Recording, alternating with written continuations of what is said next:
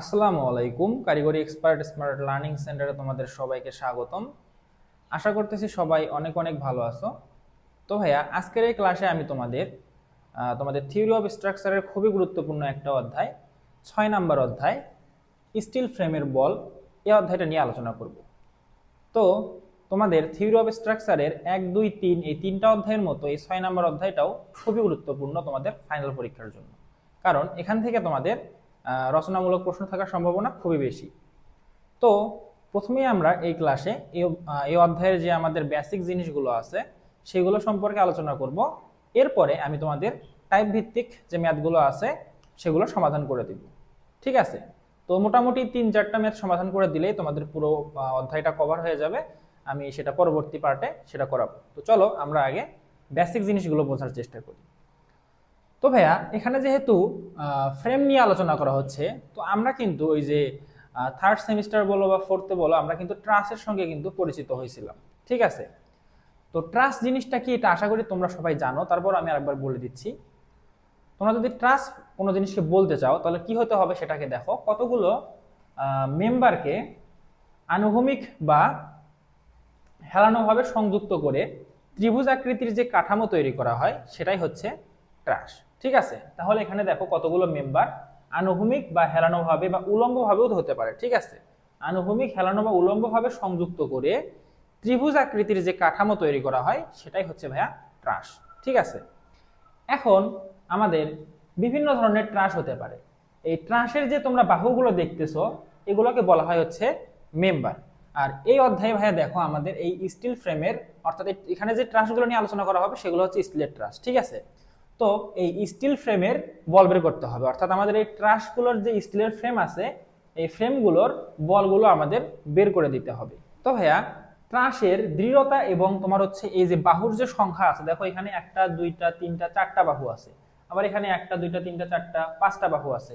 এই বাহু এবং দৃঢ়তার উপর ভিত্তি করে এই ট্রাসকে বা ফ্রেমগুলোকে বা স্ট্রাকচারকে আমরা দুই ভাগে ভাগ করতে পারি। একটা হচ্ছে পারফেক্ট ফ্রেম স্ট্রাকচার, আর একটা হচ্ছে ইমপারফেক্ট ফ্রেম স্ট্রাকচার, অর্থাৎ পূর্ণাঙ্গ আর একটা হচ্ছে অপূর্ণাঙ্গ। ঠিক আছে? তাহলে কোনটাকে আমরা পূর্ণাঙ্গ বলবো আর কোনটাকে আমরা অপূর্ণাঙ্গ বলবো সেটা আমাদের বুঝতে হবে।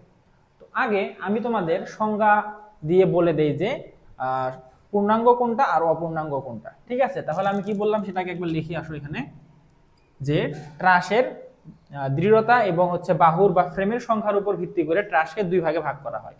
একটা হচ্ছে পূর্ণাঙ্গ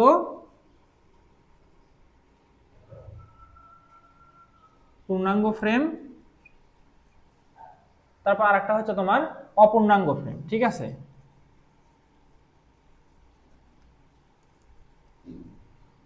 অপূর্ণাঙ্গ ফ্রেম। এখন আমরা পূর্ণাঙ্গ ফ্রেম কোনটাকে বলবো বা পারফেক্ট ফ্রেম কোনটাকে বলবো আর অপূর্ণাঙ্গ ফ্রেম কোনটাকে বলবো বা ইমপারফেক্ট ফ্রেম কোনটাকে বলবো সেটা আমরা বোঝার চেষ্টা করি। ঠিক আছে? তাহলে এখানে পূর্ণাঙ্গ ফ্রেম হবে, দেখো আমরা যদি সংজ্ঞা আকারে বলি, এইরকম সংজ্ঞা তোমরা 1 নাম্বার অধ্যায় এবং 2 নাম্বার অধ্যায়েও পড়ে আসছো।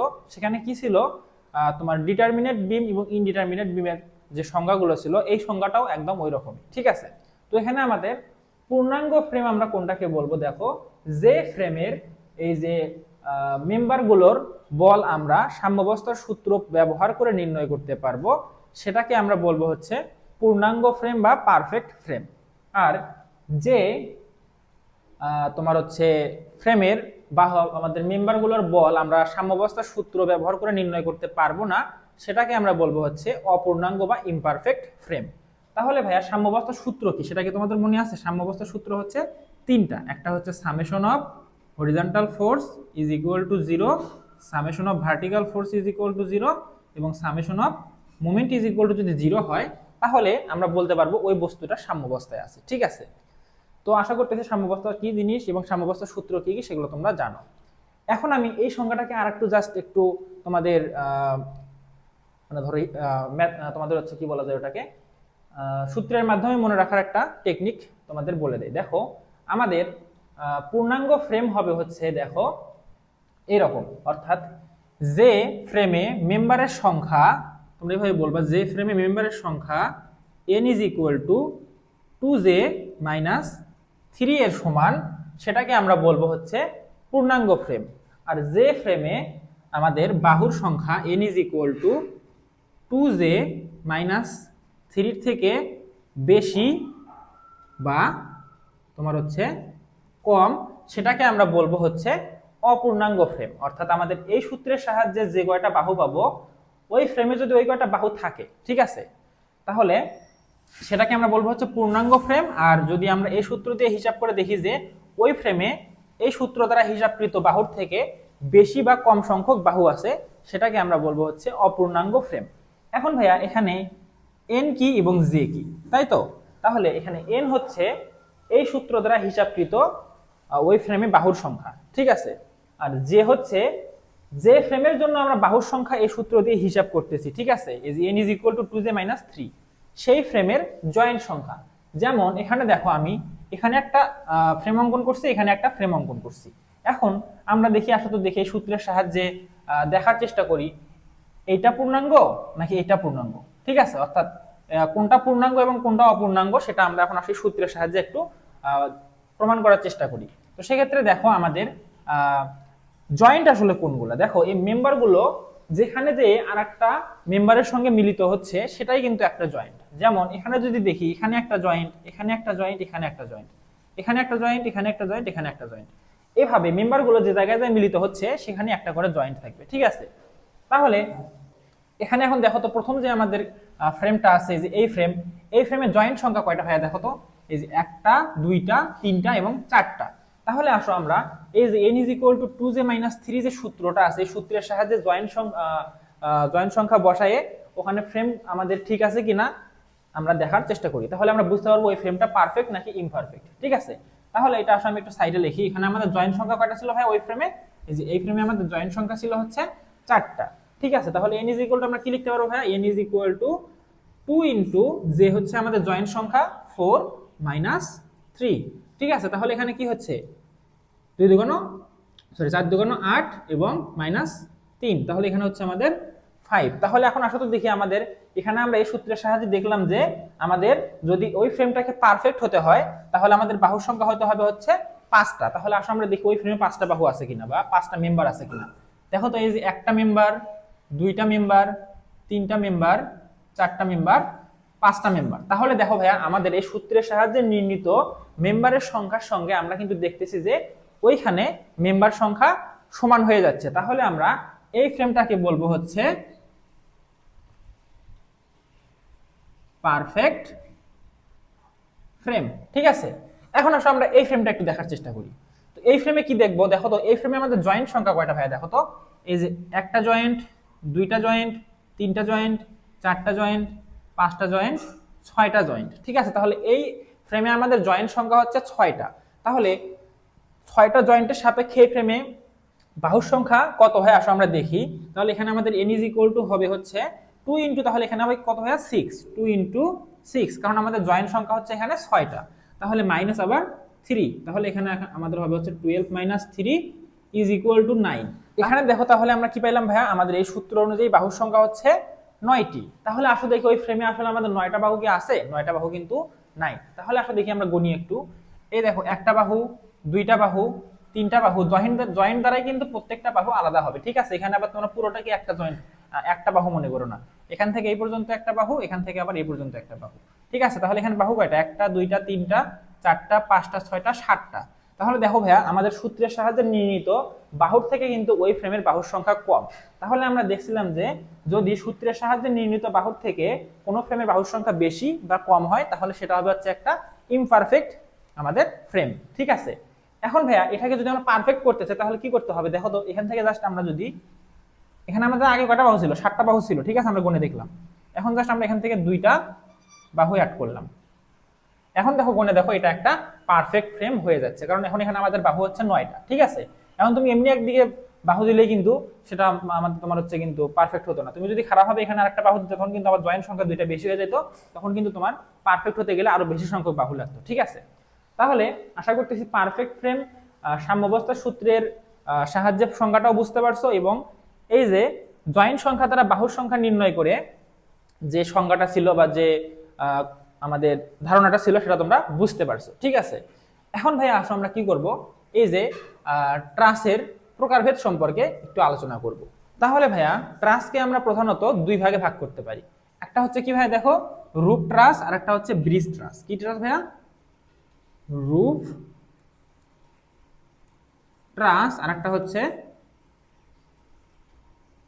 ব্রিজ ট্রাস। ঠিক আছে, তাহলে রুফ ট্রাসের কিছু প্রকারভেদ আছে, আর ব্রিজ ট্রাসেরও কিছু প্রকারভেদ আছে। এগুলো আসলে অত বিস্তারিত বলার কিছু নেই আমার, তোমরা জাস্ট এগুলো রিডিং করে নিবা, তাহলে তোমরা বুঝতে পারবা। আমি রুফ ট্রাসকে ব্রিজ ট্রাসকে এটা জাস্ট তোমাদের বুঝাই দিচ্ছি।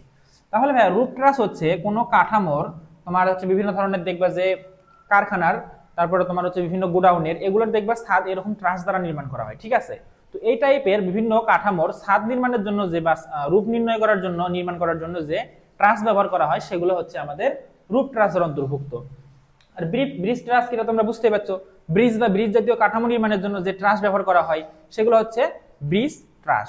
যেমন তোমরা হার্ডিন ব্রিজ সম্পর্কে জানো, এটা হচ্ছে একটা এরকম ব্রিজ ট্রাস দ্বারা নির্মিত। ঠিক আছে, তাহলে এই টাইপের আর অনেক ট্রাস আছে যেগুলো তোমরা গুগলে সার্চ করলেই পারবা। ব্রিজ ট্রাস সম্পর্কে সার্চ করলে বা রুট ট্রাস সম্পর্কে সার্চ করলে তোমরা ব্রিজে অনেক অনেক গুগলে অনেক অনেক চিত্র বা ভিডিও পেয়ে যাবা, তোমরা সেগুলো চাইলে দেখে নিতে পারো।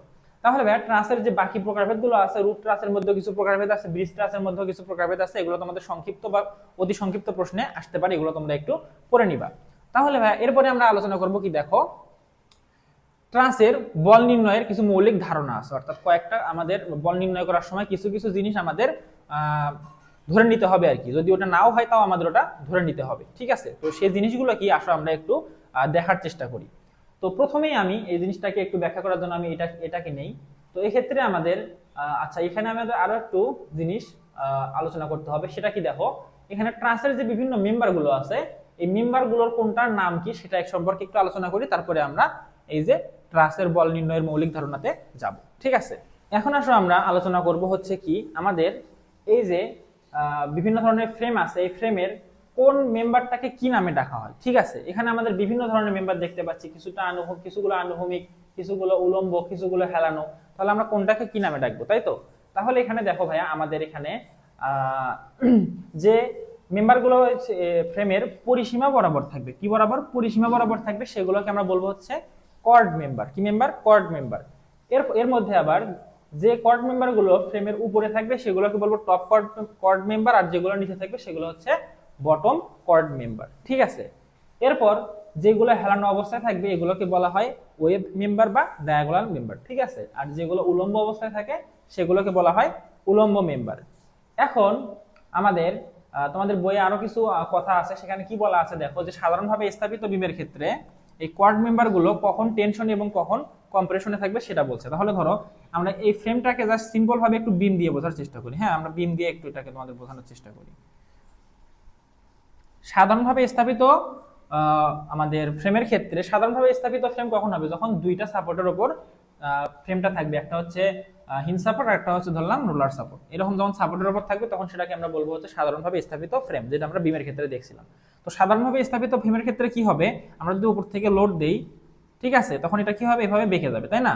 তাহলে আমরা কি দেখছিলাম ভাইয়া, এই ক্ষেত্রে কি আমাদের উপরের দিকে দেখো সংকুচিত হয়ে যাচ্ছে, এদিকে কি হচ্ছে? উপরের দিকে কম্প্রেশনের সৃষ্টি হচ্ছে, নিচের দিকে টেনশনের সৃষ্টি হচ্ছে। তাহলে সাধারণভাবে স্থাপিত বিমের ক্ষেত্রে আমাদের কোয়াড মেম্বারগুলোর উপরের দিকে উপরের মেম্বারে হচ্ছে কম্প্রেশন সৃষ্টি হয় এবং নিচের মেম্বারে কি হয়? আমাদের কোয়াড মেম্বারে টেনশনের সৃষ্টি হয়। ঠিক আছে, আর যদি এই জিনিসটা ক্যান্টিলিভার ট্রাসের ক্ষেত্রে হয়, অর্থাৎ ক্যান্টিলিভার ট্রাসটা কি রকম হয় সেটা আবার দেখা একটু তোমাদের। ঠিক আছে, এরকম হতে পারে, অর্থাৎ এই পাশে ফিক্স থাকবে, এই পাশে কোনো সাপোর্ট থাকবে না। হ্যাঁ, তখন সেই ক্ষেত্রে আমাদের বিমটা কিভাবে বেঁকে যায় ভাই? বিমটা কিন্তু আমাদের এই যে এইভাবে বেঁকে যায়। ঠিক আছে, তখন দেখো নিচেই কম্প্রেশন হচ্ছে, উপরে টেনশন হচ্ছে। তো ক্যান্টিলিভার বিমের ক্ষেত্রে কোয়াড মেম্বারের টপ কোয়াড মেম্বারে আমাদের হচ্ছে টেনশন সৃষ্টি হবে এবং বটম কোয়াড মেম্বারে আমাদের কম্প্রেশনের সৃষ্টি হবে। তো এগুলো খুবই বেসিক জিনিস, তোমরা এগুলো ওই যে 3 নাম্বার অধ্যায়, তারপর 2 নাম্বার অধ্যায়, ওখান থেকে তোমরা এগুলো আশা করতেছি আমার ক্লাসগুলো যদি পড়ে থাকো তাহলে শিখে আসছো। হ্যাঁ, তাহলে এখন আসলে আমরা আলোচনা করব হচ্ছে কি এই যে ট্রাসের বল নির্ণয়ের মৌলিক ধারণা নিয়ে। ঠিক আছে, কি নিয়ে? ট্রাসের বল নির্ণয়ের মৌলিক ধারণা নিয়ে, অর্থাৎ আমরা যে ট্রাসের বিভিন্ন মেম্বারের বলগুলো নির্ণয় করব, তাহলে সেগুলো কোন ধারণার উপর ভিত্তি করে আমরা নির্ণয় করব সেটা এখন আমরা জানবো। ঠিক আছে, তো তোমাদের বইয়ে কি কি দেওয়া আছে আমি একটা একটা করে দেখে তোমাদের বুঝায় দেওয়ার চেষ্টা করি। হ্যাঁ, তো প্রথমেই কি বলা আছে দেখো, ট্রাসের সমস্ত মেম্বারগুলো তাদের শেষ প্রান্তে ঘর্ষণবিহীন পিন বা কবজা দ্বারা যুক্ত থাকবে। অর্থাৎ দেখো এখানে কি বলা হয়েছে, আমাদের এই যে ট্রাসের যে মেম্বারগুলো আছে এগুলোর শেষ বিন্দু কি হবে, একটা অবশ্যই জয়েন্টে যে মিলতে হবে না, মিলিত হবে কিন্তু। তাহলে এখানে বলা হচ্ছে যে আমরা যখন হিসাব করব তখন এই জয়েন্টগুলো ঘর্ষণবিহীন হিসেবে ধরতে হবে, যদিও যেটা বাস্তবে হয় না, ঠিক আছে। তবুও আমাদের এই পদ্ধতিতে হিসাব করার জন্য আমাদের এই জয়েন্টগুলোকে কি করতে হবে, ঘর্ষণবিহীন হিসেবে ধরে নিতে হবে, ঠিক আছে। অর্থাৎ এখানে কোনো ঘর্ষণ বল সৃষ্টি হবে না এই জয়েন্টগুলোতে, ঠিক আছে। এরপর 2 নম্বরে তোমাদের যে পয়েন্টটা দেওয়া আছে, বহিস্থ লোড এবং প্রতিক্রিয়া বল সমূহ কেবলমাত্র জয়েন্টে ক্রিয়া করবে। অর্থাৎ ট্রাসের উপর যত ধরনের লোড থাকবে, হ্যাঁ ধরলাম এখানেও যদি একটা লোড থাকে, যত ধরনের লোড থাকবে সবগুলো শুধুমাত্র এই জয়েন্টগুলোতেই ক্রিয়া করবে, ঠিক আছে। কোথায় ক্রিয়া করবে, এই জয়েন্টগুলোতেই ক্রিয়া করবে, এটা আমাদের ধরে নিতে হবে, ঠিক আছে। এছাড়া অন্য জায়গায় ক্রিয়া করবে না, ঠিক আছে। এরপর আমাদের কি আছে দেখো, বলা আছে ট্রাসটি স্ট্যাটিক্যালি ডিটারমিনেট বা পারফেক্ট হতে হবে। অর্থাৎ আমরা কি দেখলাম, ট্রাস বা ফ্রেম দুই ধরনের হয়, একটা হচ্ছে পারফেক্ট ফ্রেম, একটা ইমপারফেক্ট ফ্রেম। এখন আমরা এই যে ট্রাসের বল নির্ণয়ের যে মৌলিক ধারণা সমূহ আছে, এই ধারণা দিয়ে যদি আমরা বল বা আমাদের বাহুর মান নির্ণয় করতে চাই, সেক্ষেত্রে আমাদের কি করতে হবে, অবশ্যই ফ্রেমটাকে এইরকম পারফেক্ট ফ্রেম হতে হবে। ইমপারফেক্ট ফ্রেম হলে সেই ফ্রেমের বল আমরা এই পদ্ধতিতে, এই যে পদ্ধতিগুলো আমরা দেখবো সামনে, সেই পদ্ধতিতে আমরা নির্ণয় করতে পারবো না, ঠিক আছে। এরপরে দেখো কি বলা আছে, লোড প্রয়োগে মেম্বারের দৈর্ঘ্য বৃদ্ধি বা দৈর্ঘ্য হ্রাস বৃদ্ধি বিবেচনা করা হবে না। অর্থাৎ আমরা কি জানি, কোনো একটা বস্তুর উপর যখন আমরা লোড প্রয়োগ করি, ঠিক আছে, ধরলাম এদিকে আমরা একটা লোড দিলাম, এদিকে একটা লোড দিলাম, তখন কি হবে, অবশ্যই বস্তুটার দৈর্ঘ্য কিছু না কিছু হলেও তো বৃদ্ধি পাবে। যদি বস্তুটার তোমার হচ্ছে প্রসারণ গুণাঙ্ক বেশি হয় তাহলে বেশি বৃদ্ধি পাবে, আর যদি প্রসারণ গুণাঙ্ক কম হয় তাহলে সেটা কি হবে, অবশ্যই কম হবে। তুমি যদি এখন এই মার্কারটাতে যে পরিমাণ বল দিবা, সেই পরিমাণ বলে এই মার্কারটা যে পরিমাণ প্রসারিত হবে, একটা ইলাস্টিকের উপর সেই পরিমাণ বল দিলে কি সেটা সেই পরিমাণ প্রসারিত হবে, হবে না কিন্তু। এর প্রসারণ গুণাঙ্ক কম, ইলাস্টিকের প্রসারণ গুণাঙ্ক বেশি, এজন্য ইলাস্টিক বেশি পরিমাণে প্রসারিত হবে। তো এই আমরা যে বাহুগুলোর মান নির্ণয় করব, তখন আমাদের এই বাহুর প্রসারণ বা সংকোচন বিবেচনা করা যাবে না। অর্থাৎ আমাদের ধরতে হবে সেখানে বাহুর কোনো প্রসারণ হবে না, সংকোচনও হবে না, ঠিক আছে। এরপর কি আছে দেখো, মেম্বারের নিজস্ব ওজন বর্ণিত না থাকলে প্রয়োগকৃত ওজনের তুলনায় মেম্বারকে ওজনহীন ধরতে হবে। অর্থাৎ ধরো আমাদের এখানে যে মেম্বারগুলো আছে, এই মেম্বারগুলোর ওজন বলে দেওয়া নেই, হ্যাঁ, তাহলে সেক্ষেত্রে আমাদের ধরে নিতে হবে যে এই প্রয়োগকৃত বলের সাপেক্ষে এই মেম্বারগুলোর ওজন 0, ঠিক আছে। অর্থাৎ এখানে মেম্বারের ওজন আমাদের হিসাব করা লাগবে না। তো এই ছিল আমাদের ট্রাসের বল নির্ণয়ের মৌলিক ধারণা। এখন আমাদের এই অধ্যায়ে তোমার হচ্ছে টানা বল এবং চাপা বল সম্পর্কে বুঝতে হবে। তার আগে আসো আমরা এখন পীড়ন সম্পর্কে একটু বুঝি এবং পীড়নের প্রকারভেদগুলো একটু বোঝার চেষ্টা করি। পীড়ন জিনিসটা কি আশা করি তোমাদের আর আলাদা করে বলার আমার মনে হয় না প্রয়োজন আছে, তারপরে একবার বলে দিই। দেখো, কোনো বস্তুর উপর বাহ্যিক বল প্রয়োগে যদি বস্তুর আকার পরিবর্তনে চেষ্টা করা হয়, ঠিক আছে, তাহলে বস্তুর অভ্যন্তরে প্রতি একক ক্ষেত্রফলে ওই আকার পরিবর্তনটাকে প্রতিরোধ করার জন্য যে প্রতিরোধী বলের সৃষ্টি হয়, সেটাই হচ্ছে আমাদের পীড়ন। যেমন ধরো এই বস্তুটার আমরা দুই পাশে পি পরিমাণ বল প্রয়োগ করতেছি, ঠিক আছে। বল প্রয়োগ করার ফলে কি হচ্ছে, বস্তুটার দৈর্ঘ্য বৃদ্ধি পাচ্ছে বা পেতে চাচ্ছে, ঠিক আছে। এখন এই বস্তু তো মানে অবশ্যই কি করবে, এই বল দুটাকে বাধা দিবে যাতে ওর আকৃতি পরিবর্তন করতে না পারে, তাই না। তাহলে এই যে বাধাটা দিচ্ছে, এই বাধার পরিমাণটা প্রতি একক ক্ষেত্রফলে কি পরিমাণ, সেটাই হচ্ছে আমাদের পীড়ন, ঠিক আছে। তাহলে এখানে যদি আমাদের বস্তুর প্রস্থচ্ছেদের ক্ষেত্রফল যদি এ হয় এবং এখানে যদি আমরা পি পরিমাণে বল প্রয়োগ করি, তাহলে এখানে পীড়ন হবে এফ ইজ ইকুয়াল টু, বা তোমরা যদি অন্য কিছুতেও প্রকাশ করি, এফ ইজ ইকুয়াল টু হবে হচ্ছে পি ডিভাইডেড বাই এ, অর্থাৎ একক ক্ষেত্রফলে প্রতিরোধী বল, এটাই হচ্ছে আমাদের পীড়ন। এখন এই পীড়নের পীড়নটা দুই ধরনের হতে পারে। এখানে যে তোমরা পীড়নটা দেখতেছো, এটা হচ্ছে টানা পীড়ন, অর্থাৎ টান বল প্রয়োগের ফলে যে পীড়ন সৃষ্টি হয় সেটা হচ্ছে কি টানা পীড়ন। আর একটা আছে কি ভাইয়া চাপা পীড়ন, সেটা কি কম্প্রেস, তোমার হচ্ছে সেটা কম্প্রেশন বা কম্প্রেস, তোমার হচ্ছে চাপা বল প্রয়োগ করার ফলে যে পীড়নের সৃষ্টি হবে সেটা হচ্ছে চাপা পীড়ন, ঠিক আছে। তাহলে এখানে তুমি দুই পাশ থেকে বল দিয়ে চাপ দিচ্ছ, তখন কি হবে, বস্তুটা ছোট হতে চাইবে, তাই না। কিন্তু বস্তু তো নিজেকে ছোট করতে দিবে না, তো সেক্ষেত্রে সে নিজেকে ছোট না করার জন্য যে প্রতিরোধী বলটা প্রয়োগ করবে, সেটা প্রতি একক ক্ষেত্রফলে কি পরিমাণ হবে, সেটাই হচ্ছে আমাদের চাপা পীড়ন, ঠিক আছে। আর ভাইয়া আমাদের এই চাপা পীড়ন এবং টানা পীড়নকে আমাদের বিভিন্ন চিহ্ন দ্বারা প্রকাশ করা হয়। যেমন ধরো আমরা যদি ধরে নেই এই বাহুতে, এই ফ্রেমের এই বাহুতে টানা পীড়ন কাজ করতেছে, তাহলে আমাদের চিহ্নটা হবে জয়েন্ট থেকে কোন দিকে, বাহিরের দিকে, জয়েন্ট থেকে বাহিরের দিকে, কারণ কি টানা বল বাহিরের দিকে প্রয়োগ করা হয়। আর এখানে যেহেতু জয়েন্ট আছে, এই জয়েন্ট থেকেও এই পুরো ফ্রেম জুড়ে টানা বল কাজ করবে, ঠিক আছে। এখন আমাদের এই জয়েন্ট থেকে যদি টানা বল এই দিকে হয়, তাহলে এই জয়েন্ট থেকে টানা বল কোন দিকে হবে, অবশ্যই এদিকে হবে। তাহলে এই যে এই জয়েন্টের জন্য আমাদের আবার এইদিকে চিহ্ন দিতে হবে।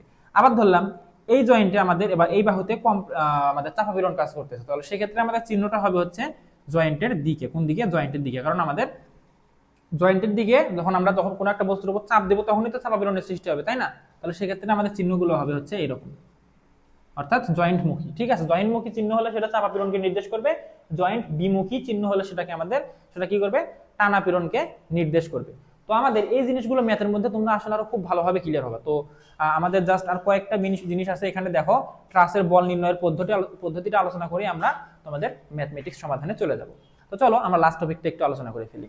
তাহলে ভাইয়া আমরা এই যে ট্রাসের বল নির্ণয়ের পদ্ধতি আছে, আমরা কয়টা পদ্ধতিতে ট্রাসের আসলে বল নির্ণয় করতে পারি? তো এখানে তোমাদের অ্যান্সার হবে হচ্ছে আমরা ট্রাসের বল নির্ণয়ের পদ্ধতি হচ্ছে দুইটা। ঠিক আছে, একটা হচ্ছে সেকশন বা মোমেন্ট পদ্ধতি। কি পদ্ধতি ভাইয়া? সেকশন বা মোমেন্ট পদ্ধতি। ঠিক আছে, আর একটা আছে ভাইয়া জয়েন্ট পদ্ধতি।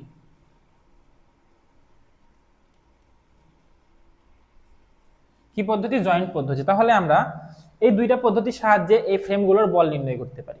তো এর মধ্যে আবার আমি তোমাদের এখনই বলে দেই, এই সেকশন বা মোমেন্ট পদ্ধতির থেকে জয়েন্ট পদ্ধতিটা সহজ, কিন্তু এখানে আবার সেকশন পদ্ধতিতে ম্যাথ করলে খুব অল্প জায়গার মধ্যে ম্যাথটা সমাধান করা যায়, আর জয়েন্ট পদ্ধতিতে ম্যাথ করলে আমাদের একটু ক্যালকুলেশন বেশি হয় বা হিসাব বেশি করতে হয়।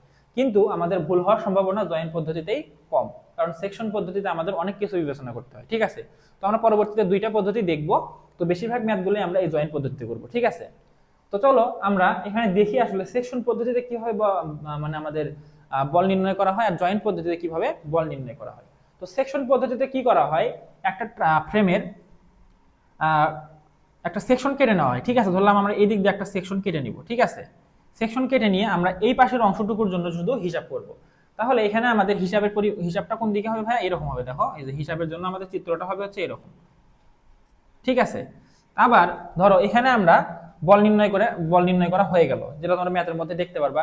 এরপরে আমরা কি করব, এখান থেকে ধরো আমরা এভাবে সেকশন নিলাম। ঠিক আছে, তাহলে এটা হলো 1 1 সেকশন, এটা হচ্ছে 2 2 সেকশন। তো এভাবে ফ্রেমকে বিভিন্ন দিক দিয়ে কেটে ফেলে তার বাম পাশের অথবা ডান পাশের বাহুগুলোর আমরা বলের হিসাব করতে পারবো। ঠিক আছে, তাহলে এভাবে যদি কেটে ফেলি তাহলে এখানে আমাদের চিত্রটা কিরকম হবে দেখো তো। চিত্রটা আমাদের কিন্তু এখানে হবে হচ্ছে এরকম। যদিও এগুলো তোমাদের ম্যাথের মধ্যে আরো ভালোভাবে তোমরা বুঝতে পারবে, এখানে অত ভালোভাবে দেখানো যাচ্ছে না। আমাদের চিত্রগুলো যদি একটু বড় ধরনের চিত্র হতো, আমরা যদি এখানে দেখাই, যেমন ধরো হচ্ছে আমরা যদি এটার ক্ষেত্রে বিবেচনা করি, তাহলে আমরা ধরলাম প্রথম সেকশনটা আমরা এদিকে দিব। হ্যাঁ, তাহলে এক্ষেত্রে আমাদের সেকশনটা কিরকম হবে? এরকম একটা হবে, আবার আনুভূমিক একটা হবে। ঠিক আছে, আর এখানে আমাদের একটা সাপোর্ট ছিল। তাহলে এভাবে আমরা সেকশনগুলো কেটে কেটে বলের জন্য হিসাব করতে পারি। এটা যদিও এরকম ছিল। হ্যাঁ, এভাবে আমরা হিসাব করব। ঠিক আছে, অর্থাৎ আমরা এখানে হিসাব করে এই বাহু এবং এই বাহুর মান বের করতে পারবো। আর জয়েন্ট পদ্ধতিতে কি হচ্ছে দেখো, আমরা জয়েন্ট পদ্ধতিতে প্রত্যেকটা জয়েন্টে যে কয়টা বাহু আছে ওই কয়টা বাহুর জন্য আমরা হিসাব করব। এখানে আবার একটা সীমাবদ্ধতা আছে কি, জয়েন্ট পদ্ধতিতে দুইটার বেশি অজানা রাশি থাকলে, অর্থাৎ আমরা ধরো এখানে একটা জয়েন্ট পদ্ধতিতে যদি ম্যাথ সমাধান করি, এখানে আমাদের ধরো এখানে দেখো বাহু আছে কয়টা? 3টা। হ্যাঁ, এখন এই ক্ষেত্রে কিন্তু আমাদের 3টা বাহুর মানই অজানা, তাহলে এই ক্ষেত্রে কিন্তু আমরা এখানে জয়েন্ট প্রয়োগ করতে পারবো না, কারণ এখানে আমাদের বা যদি আমাদের 3টার বেশি বাহু অজানা মান থাকে তাহলে সেখানে আমরা জয়েন্ট পদ্ধতিতে সমাধান করতে পারবো না। আর যদি 2টা বাহুর মান অজানা থাকে বা একটা বাহুর মান অজানা থাকে তাহলে আমরা সেটা জয়েন্ট পদ্ধতিতে সমাধান করতে পারবো। কিন্তু আবার এই যে সেকশন বা মোমেন্ট পদ্ধতিতে আমরা সর্বোচ্চ 3টা বাহুর মান অজানা থাকলে সেটাকে বের করতে পারবো। ঠিক আছে, তো সেই জন্যই আমাদের এই সেকশন পদ্ধতিতে ম্যাথ করলে ম্যাথটা একটু ছোট হয়, আর জয়েন্ট পদ্ধতিতে ম্যাথ করলে যেহেতু আমাদের বিস্তারিত হিসাব করা লাগে সেই জন্য আসলে এই ম্যাথটা একটু বড় হয়। ঠিক আছে, তো আশা করতেছি সেকশন পদ্ধতিতে গিয়ে জয়েন্ট পদ্ধতি কি বুঝতে পারছো। জয়েন্ট পদ্ধতিটা একবার বলি দেখো, জয়েন্ট পদ্ধতি হচ্ছে আমরা ধরো এই জয়েন্টে বল নির্ণয় করব। ঠিক আছে, তাহলে এই জয়েন্টে যে কয়টা বাহু আছে আমরা সেই কয়টা বাহু নিয়ে হিসাব শুরু করব। যেমন এখানে এইদিকে একটা বাহু আছে, এদিকে একটা বাহু আছে, আর এখানে আমাদের একটা সাপোর্টের বল আছে। তাহলে এই যে এইটুকু অংশ নিয়ে হিসাব করলে আমরা জয়েন্টের সাহায্যে এই জায়গার দুইটা বাহুর বল বের করতে পারবো। আবার যদি আমরা এই জায়গার জয়েন্টের সাহায্যে হিসাব করতে চাই তাহলে কি করতে হবে, এখানে আমাদের বাহু আছে হচ্ছে 3টা। হ্যাঁ, তাহলে এই জয়েন্টের সঙ্গে সংযুক্ত যে কয়টা বাহু থাকবে সেই কয়টা বাহুরই আমরা হিসাব করতে হবে। ঠিক আছে, তাহলে দেখো এখানে আমাদের 3টা বাহু আছে, আবার উপরে একটা লোড আছে পি। তাহলে এই 3 বাহুরই আমরা কি করব, এখানে জয়েন্টের সাহায্যে বল নির্ণয় করব। এখন তুমি বলতে পারো ভাই তাহলে এখানে আমরা কিভাবে জয়েন্টের সাহায্যে বল নির্ণয় করব, এখানে তো 3টা বাহু, তাহলে অজানা রাশি যদি 3টা হয় তাহলে জয়েন্ট দেখে বের করব। সেক্ষেত্রে দেখো, যখন আমরা এই জায়গায় জয়েন্টের সাহায্যে বল নির্ণয় করছি তখন কিন্তু আমরা অলরেডি এই বাহুর মান জেনে গেছি, অর্থাৎ এই বাহুর মান কিন্তু আমরা অলরেডি জানি এখন। তাহলে এখানে অজানা কোনটা? এটা এবং এটা। ঠিক আছে, তো এভাবে আমাদের জয়েন্টের সাহায্যে আমাদের বলগুলো বের করা হয়। ঠিক আছে, তো আমরা সেকশন পদ্ধতি জয়েন্ট পদ্ধতি দুটোই দেখব। তার মধ্যে আমাদের জয়েন্ট পদ্ধতিতে ম্যাথ করলে যেহেতু ভুল হওয়ার সম্ভাবনা কম, আমরা জয়েন্ট পদ্ধতিতেই ম্যাথ করার মানে বেশি চেষ্টা করব আর কি। ঠিক আছে, তো এই ছিল আমাদের মোটামুটি বেসিক আলোচনা। এরপরে আমরা এই অধ্যায়ের গাণিতিক সমস্যায় চলে যাব। গাণিতিক সমস্যাগুলো আমি খুব সহজ এবং খুব সুন্দর করে বুঝে দেওয়ার চেষ্টা করব। ঠিক আছে, আর তোমরা যারা আমাদের ক্লাসগুলো নিয়মিত দেখতেছো তারা অবশ্যই ক্লাসগুলো তোমাদের বন্ধুদের সাথে শেয়ার করবা, আর অবশ্যই ভিডিওতে লাইক করবা, কারণ ভিডিওতে লাইক করলে তোমাদের এই ভিডিওগুলো বেশি বেশি মানুষের কাছে রিচ করবে। ঠিক আছে, তো ঠিক আছে ভাই, এই ক্লাসটা আমি এখানে শেষ করছি। আল্লাহ হাফেজ।